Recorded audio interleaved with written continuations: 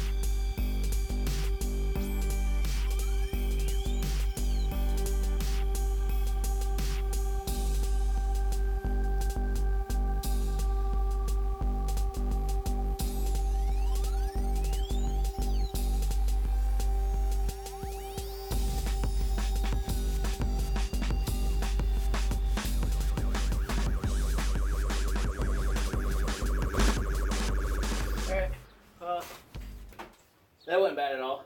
Went on pretty easy, I guess. I mean, I've never done this before. I did watch one YouTube video. The only thing I remember from that was lay them out flat, roll back to about the center, put them on, and make sure this little funny looking link thing goes on the outside. And I really didn't know how to do that, but it was pretty easy. Just kind of put it through, fold it back, and then relink it back to the chain. So we're going to get out and drive around and see how they do. See if they fall off or not.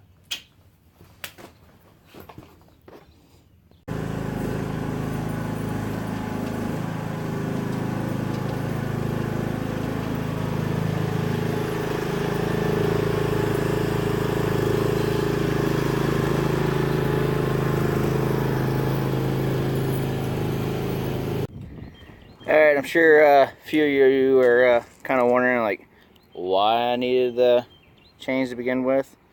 For starters, it's been really wet so far this year, and let me pan over slowly. Here's the rest of our property, and this is a very dramatic hill, very steep, and so trying to go up stuff like that. Back over this way is a hill that goes straight down. Something like this. That's where I got a bunch of my fruit trees and stuff for that.